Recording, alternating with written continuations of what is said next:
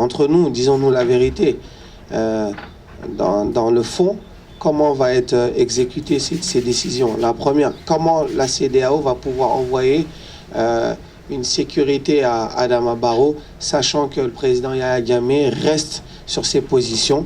Je rappelle à vos auditeurs... Il n'est pas possible de le lui imposer. Voilà, tout à fait. Oui. En tout cas, pas un homme de sa trempe. Je vous rappelle que Yahya Jammeh, il y a encore quelques jours, avait demandé au personnel de sécurité du président élu Adama Barrow de quitter le sol gambien. Alors, des rumeurs nous viennent de part et d'autre que ces gens-là, enfin, ce groupe de sécurité viennent du Sénégal. Le président Macky Sall a démenti que c'était ni des militaires, ni des gendarmes, ni des policiers. Voilà, c'est une société de sécurité privée, je pense. Oui. Voilà, donc Yahya Jammeh leur avait donné 24 heures pour quitter le pays. Il ne veut pas assurer, lui, personnellement, une sécurité au président Adama Barrow. Je ne sais pas. Ça, c'est la question. Voilà. Vous voyez, le pays, pour l'instant, est fermé sur certaines informations. Mais ce que je peux vous assurer, c'est que malgré la situation de la CEDEAO, il va falloir aller beaucoup plus loin avec Yahya Jammeh.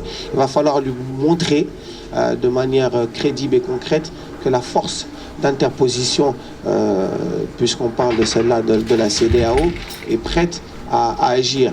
Peut-être qu'à partir de là, il pourra reculer, mais il faut lui montrer les griffes avant même de parler. Oui, quand il y a quand même une décision qui marque les esprits, quand ces chefs d'État disent le 19, nous irons tous à l'investiture d'Adama Barrow comme président de la République de Gambie. Moi, je crois que ça, c'est une erreur fondamentale. Ah oui? Fondamentale. Et je vais vous dire pourquoi. Oui. Annoncer 3 semaines, hein, puisqu'il s'agit de ce laps de temps, annoncer à peu 3 à 4 semaines avant que nous allons venir pour forcer la main à Yahya Jammeh, installer, entre guillemets, parce que c'est ça, installer le président Adama Barrow, c'est une erreur, parce que ça donne du temps à Yahya Jammeh pour préparer tous les prémices d'une sortie, mais par la petite porte. Moi, je pense qu'il va s'en prendre directement à la coalition, au président élu Adama Barrow. Il ne fallait pas annoncer qu'il y aurait eu une pléiade de chefs d'État de la sous-région. C'est une erreur tactique. C'est une erreur tactique. Je peux vous assurer, connaissant un minimum l'homme, vous allez voir dans les jours qui arrivent pas mal de problèmes et de débuts d'affrontement entre le parti de Yahya Jammeh, et là je parle des militants. Je parle des militants. Oui. Vous allez voir des affrontements, je pense, entre les militants du APRC de Yahya Jammeh et les militants de la coalition du président élu. Pourquoi on devrait assister à ces affrontements? C'est une lutte de pouvoir. À partir du moment où il y a une institution sous-régionale comme la CEDEAO qui annonce quoi qu'il arrive, nous allons venir à Banjul et nous allons participer à l'inauguration du président élu Adama Barrow. Pour l'instant, Yahya Jammeh n'a démontré aucun signe d'apaisement ou de comment je pourrais dire cela, ou de consensus, hein, pour céder le pouvoir.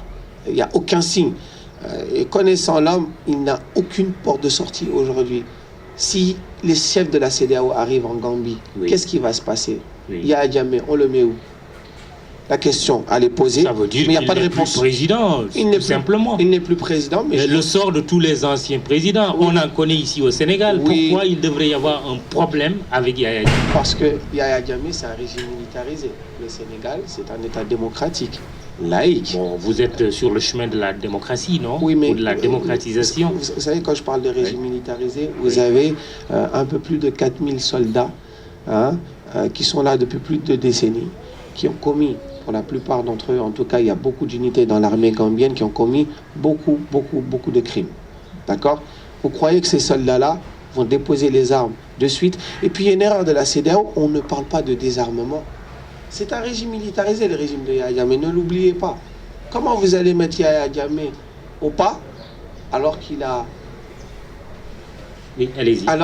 Alors qu'il a créé quand même les conditions d'une terreur sans précédent dans l'histoire de la Gambie. Donc ce ne sera pas aussi simple que la CEDEAO veut l'annoncer. Il va falloir faire très attention. Justement, en disant nous assisterons à l'investiture du président élu Adama Barrow. Cela veut dire aussi dans la tête des chefs d'État ouest-africains, et c'est même une question de logique, que le recours annoncé par Yahya Jammeh devant la Cour suprême, que ce recours ne tient pas la route, non? Oui, c'est ça que cela signifie. Bien sûr, mais ça je suis d'accord. Parce que si on dit, laissons-le introduire son recours, il faut aller jusqu'au bout du processus, parce que si la Cour suprême le déclarait vainqueur finalement. Vous savez, on est en train d'assister à un rapport de force entre le président sortant, Yahya Jammeh, et une coalition internationale politique qui veut imposer le président élu Adama Barrow à Yahya Jammeh. Je ne sais pas si vous vous rappelez, la médiation de la CEDEAO qui a quitté Banjul est partie bredouille. Pourquoi bredouille? Vous savez ce que Yahya Jammeh leur a répondu: ne vous hasardez pas à m'attaquer. Il a préparé un affrontement inéluctable.